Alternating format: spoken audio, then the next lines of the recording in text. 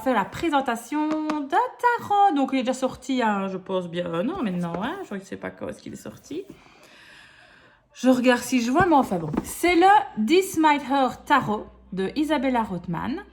Donc, édition française. Donc, en fait, je ne l'avais jamais acheté. Puis ici, je l'ai encore eu en proposition sur Amazon. Je me suis dit, allez Astrid, je pense que c'est le moment, c'est l'instant. Tu n'as plus de nouveau vraiment tarot depuis un petit moment. Donc, moi, il est temps de commencer. Donc, le This Might Hurt Tarot. Donc, bienvenue sur le chemin des possibles. Vous rêviez d'un jeu moderne, adapté à notre époque, un jeu qui dépoussière les idées préconçues et bouscule les codes. Tolérance, amour, bienveillance et diversité sont autant de qualités qui définissent le jeu que vous tenez entre vos mains. Terminez les idées archaïques, empreintes de diktat. Découvrez ici un jeu aux personnages, décors, paysages et scènes de vie de tout horizon. Accessible, ce jeu vous plonge au cœur des scènes familières emplies de symbolisme qui vous permettront d'accéder à une analyse complète de vos tirages et seront une aide précieuse pour leur interprétation. Ce jeu inspirant et percutant au dessin lumineux et coloré est un puissant révélateur de potentiel qui saura vous guider sur le chemin qui est le vôtre. Reprenez les rênes de votre vie et incarnez la meilleure version de vous-même. Ce coffret contient donc 78 cartes dans une boîte cloche, ainsi qu'un livre explicatif aux couleurs de 117 pages. Et il est ici au prix de 32 € chez Arcana Sacra. Donc vous savez que les jeux chez Arcana Sacra, c'est toujours magnifique. Donc on ouvre le coffret, regardez comme c'est beau. Ici on a du coup une autre boîte. Voilà. Alors là je pense qu'il y a un autre dessin en dessous. Ici, vous voyez. Donc, je trouve que c'est vraiment toujours des belles boîtes chez Arcana Sacra. Voilà. On met ça de côté. Donc, on a ici, voilà, une autre petite boîte cloche. Donc, du coup, moi, je vais garder ceci. Et l'autre grosse boîte, je la mettrai de côté. Voilà, ça, c'est certainement l'ermite, je présume. Voilà la petite boîte. Donc, je trouve que c'est vraiment parfait, vous voyez, pour protéger les cartes. C'est parfait. Et alors, voici le dos de carte que je trouve très beau. Point de vue qualité de carte, on a une carte franchement de super bonne qualité comme toujours chez eux. On a un bord blanc. Alors, on a une carte ici de présentation. Et on va commencer à voir les 78 cartes. Alors, j'espère que vous n'avez pas trop de reflets. Parce que je suis dans ma salle à manger. J'ai mon fils qui est malade, malheureusement. Donc, il est près de moi. Ça a un petit peu de bruit, c'est lui. Donc, voici. Donc là, on a le fou. Le magicien. Je zoome un peu, non? Voilà. Regardez la grotte prêtresse. Vous voyez comme c'est des belles cartes.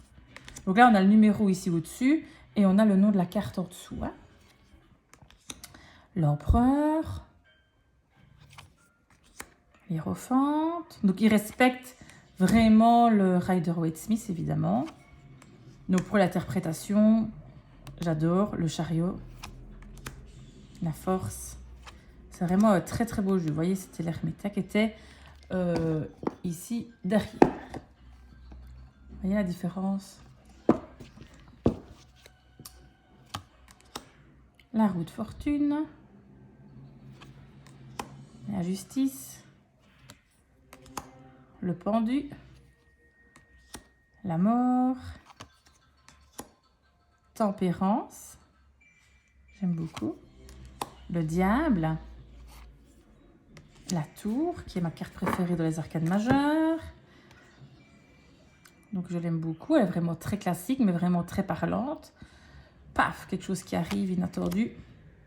L'étoile, la lune, le soleil, le jugement, le monde. J'aime bien, c'est très très moderne. Donc la suite des bâtons. Je trouve qu'il est magnifique. 4 de bâtons de la famille de lapin. 5 de bâton, ben oui, hein. De rivalité. Qu'est-ce que c'est bien. Bon, sinon, vous, j'espère que vous allez bien, que vous passez des bons moments. Vous n'avez pas trop chaud. Que pour le moment, ici en Belgique, je tiens à dire qu'on est un peu dans la canicule. Valet de bâton. Cavalier de bâton. Reine de bâton. Avec le chat. Ah, on arrive dans les coupes. Et cette photo-là, je pense qu'elle est dans la boîte. 3 de coupe. 4 de coupe. 5 de coupe. Et j'aime bien, vous voyez, vous savez, j'aime bien les petites cartes. J'aime bien la taille des cartes. Elles sont pas grandes, très grandes. C'est parfait. C'est parfait. Moi, j'aime bien les petites cartes fines, donc on est vraiment parfait. Après, on fera un petit tirage. Et je regardais, oui. Ah oui, mais j'ai oublié de vous montrer le livret. En fait, voilà que j'y pense maintenant. Le livret, j'ai tiré le livret pour le lire et je ne l'ai pas remis. On regardera le livret juste après, c'est pas grave. On regardera s'il y a des tirages dedans. Bon, les épées, ma suite préférée. J'attends avec impatience le 10 d'épée. 6 d'épée. Le 7. Le 8. 10. Je la regarde. Bah, c'est vraiment ça. Hein. C'est vraiment ça. Très bien. Allez. Cavalier.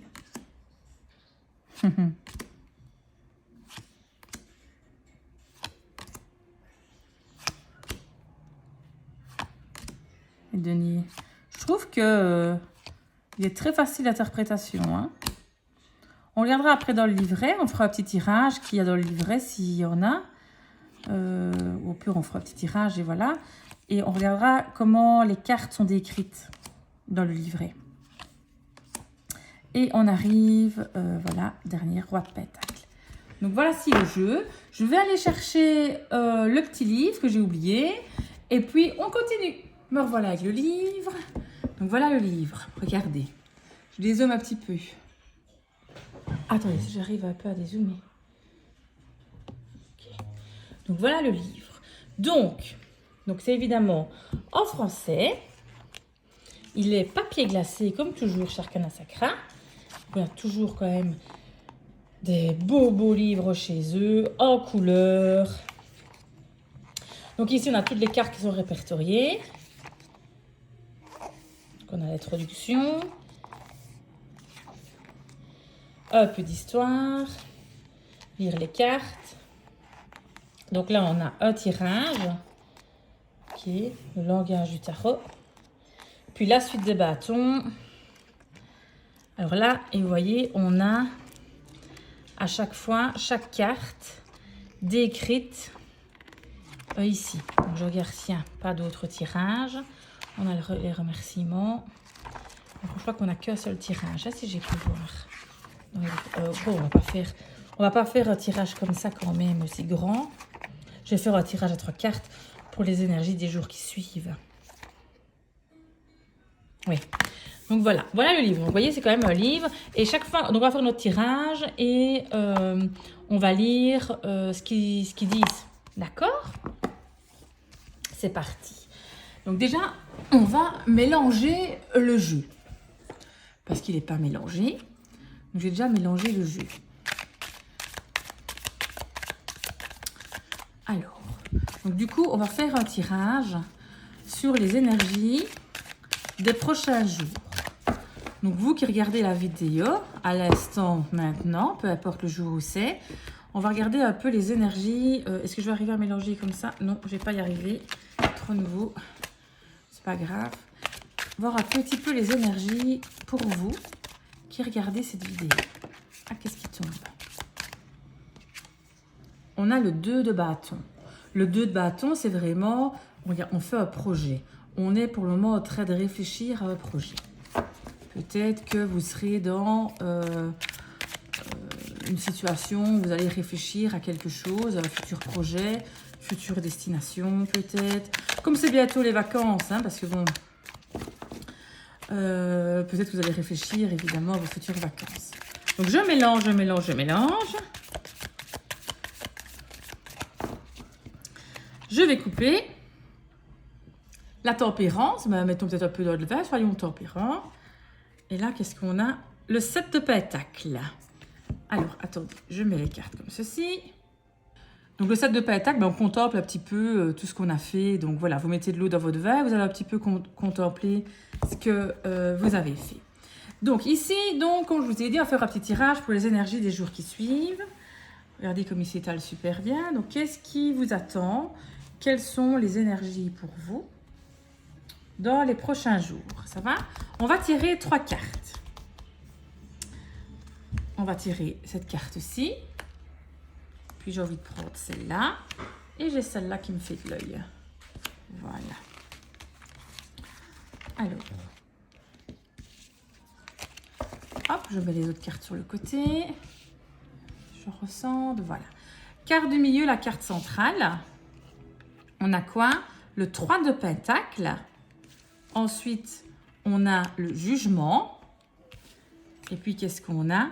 Les amoureux. Alors, d'abord, je vais lire la définition dans le bouquin du 3 de pentacle. Ah, voilà, le 3 de pentacle.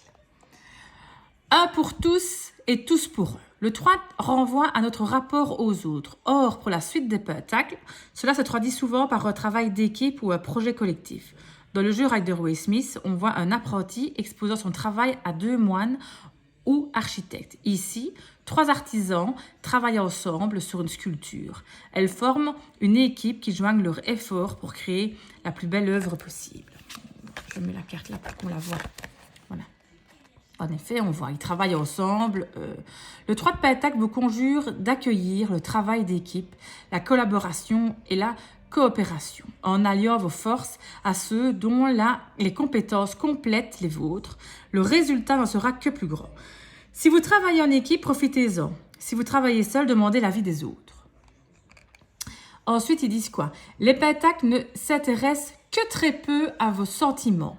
Mais cette carte suggère que vous êtes, ou devriez être, satisfait de votre travail et de vos coéquipiers. Si vous n'en avez pas l'impression dans votre vie professionnelle, elle vous rappelle qu'il est toujours temps de créer un environnement d'entraide positive. Donc, le 3 de pentacle, c'est vraiment le travail de groupe, le travail ensemble. Voilà. Donc, l'énergie pour le moment, c'est que on aura peut-être besoin de notre entourage. Ensuite, la carte de gauche. Donc moi, je fonctionne souvent la carte focus. Quand on peut faire un tirage comme ça. L'avant, l'après. Le pourquoi, le devenir. Ok? Alors, si on prend la carte du jugement, qui est un arcane quand même majeur, on a 2 arcanes majeurs ici, hein, donc on va quand même en tenir compte. Le jugement et les amoureux. Alors, la carte majeure, donc le 20. Alors, le jugement. Voici la carte pour laquelle je me suis le plus éloignée de l'imagerie de Rider-Waite-Smith qui décrit un moment d'euphorie couronné par un ange qui souffle dans sa trompette pour inviter les fidèles chrétiens à quitter leur tombe pour monter au ciel. Personnellement, je préfère montrer Anubis, dieu égyptien des morts. Dans la tradition égyptienne, pour être jugée, une âme doit réciter les confessions négatives. Il s'agit de 42 péchés que cette âme n'a pas commis de son vivant. À la suite de cela, Anubis doit comparer le poids du cœur du défunt à celui de la plume de la vérité. Si le cœur est plus léger que la plume, l'âme accède au paradis. Si le cœur est plus lourd, âme et cœur seront dévorés et détruits. Je vous montre la carte. Voyez là, du coup, on voit le cœur, on voit la plume et on voit la balance. C'était quelque chose que je ne connaissais pas, donc je suis vraiment contente d'avoir pêché cette carte. Mais l'heure de votre mort n'a pas encore sonné. Cet équilibre ne sera donc pas mesuré par un jugement extérieur, mais par vous-même dans votre réflexion objective sur votre parcours et vos choix de vie. Qui êtes-vous jusqu'à présent et que voulez-vous devenir? Le jugement est une carte importante. Elle vous présente une opportunité de tirer une leçon de votre passé, de répondre à un appel, de faire volontairement peau neuve. Peut-être que votre vie actuelle vous plaît, que vous ne souhaitez rien changer et tant mieux. Du moment que cela est votre choix et non pas un signe de stagnation. Vous êtes à la fois le cœur et Anubis. Vous êtes votre propre juge. Qui souhaitez-vous devenir? Alors là, comment est-ce que je le vois, moi, la carte du jugement? Donc ici, on avait qu'on aurait besoin d'aide.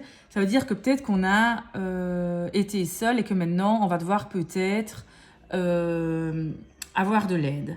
Peut-être qu'on est resté trop seul, très centré sur soi-même, parce que quand on lit par rapport vraiment à la définition ici, ça me fait penser à ça, elle vous présente une opportunité de tirer une leçon de votre passé, de répondre à un appel, de faire volontairement peau neuve. Donc peut-être que dans le passé, justement, on a trop été seul, on n'a pas demandé l'avis aux autres.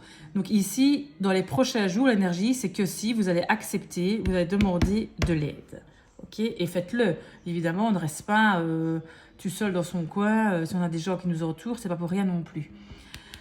Alors, qu'est-ce qui va en devenir de tout ça dans les jours qui viennent? Donc 6, la carte des amoureux. Alors, la carte des amoureux, comment est-ce qu'elle est décrite dans le This My Earth Tarot? Alors, 2 silhouettes s'enlacent dans un jardin luxuriant. Derrière eux, on reconnaît Eros, Cupidon pour les Romains, dieu de l'amour, armé d'un arc sans flèche. Dans la mythologie, Eros a la responsabilité d'allumer la flamme de l'amour avec ses flèches ou sa torche. À voir son arc vide, il semblerait qu'il ait déjà tiré sa flèche. Dans le jeu Rider-Waite-Smith, le personnage ailé est un ange biblique dans le Jardin d'Éden. Dans des jeux plus anciens, comme le tarot de Marseille, la carte de l'amoureux présente un choix entre 2 prétendants. Donc ça oui, en effet, dans le Rider-Waite-Smith et le tarot de Marseille, il y a un peu une différence, je trouve, de signification dans la carte des amoureux. Ok ? Après, ici, tout dépend aussi de ce qu'il y a sur la carte. Moi, je considère que c'est un choix quand il y a vraiment 3 personnes sur la carte. Alors, on suit la suite ici. Au cours du voyage du fou, la carte des amoureux questionne sur le rôle de l'amour dans votre vie. L'un des partenaires relâché enlace l'autre tandis que l'autre lève les yeux vers le ciel. En amour, il arrive que l'on abandonne notre part d'ego, ne serait-ce que temporairement. Si de nombreux cartomanciers interprètent cette carte comme purement reliée à l'amour romantique et sexuel, il existe bien des formes d'amour en ce monde. Les amoureux peuvent renvoyer à n'importe quelle relation où l'amour est ressenti intensément et profondément. Au sein d'un tirage, cette carte représente le choix concernant la personne que vous souhaiterez devenir et celle avec laquelle vous vouliez vivre. Les amoureux symbolisent souvent un choix à faire entre ce dont vous avez envie et ce que vous considérez comme étant moralement juste. Alors, ici, si on récapitule un petit peu, donc on a eu, on va reprendre l'analyse après, mais on a eu d'abord le travail d'équipe. Avoir conscience que c'est important d'être en équipe. Ici, justement, peut-être que dans le passé, on était un peu trop seul, on a pris trop de décisions seul et tout ça. Donc, c'est-à-dire que dans les prochains jours, n'hésitez pas à demander de l'aide, dans peu importe le domaine où vous êtes. Et le choix des amoureux, justement, c'est choisissez la bonne personne. Choisissez la personne que votre cœur vous dit. Donc, pour moi, la carte ici, dans ce tirage-là, est plus par rapport au choix de la bonne personne. Donc, dans les jours prochains, vous allez devoir certainement faire un choix pour de l'aide, peu importe le domaine, que ce soit sentimental, que ce soit financier, dans le travail. Vous allez devoir choisir. Restez entouré, restez avec vos collègues, demandez de l'aide et surtout, choisissez les bonnes personnes. Voilà, ça c'était notre petit tirage avec ce tarot magnifique, le This My Earth Tarot. Voilà, voilà. Je vous remonte le petit livre, je vous remonte notre carte que je trouve sublime et qui, contrairement aux cartes, est en noir et blanc, les cartes sont super colorées, donc j'aime beaucoup le contraste. Voilà, voilà. Je remets tout ça à sa place. Donc, je suis vraiment très, très contente de l'avoir retrouvé. Je trouve que le tirage était assez positif et percutant. Hop, je vous remets ça là, je vous remets ça là. Attendez, je l'ai fait tout. Et voilà. J'essaie de dézoomer, ça ne veut pas dézoomer, mais c'est pas grave. Et voilà, passez, écoutez, une très belle journée. Je ne sais pas quand est-ce que vous me regardez, le matin ou le soir, ou une bonne soirée. On se retrouve pour une prochaine vidéo. Je vous fais de gros bisous. À bientôt.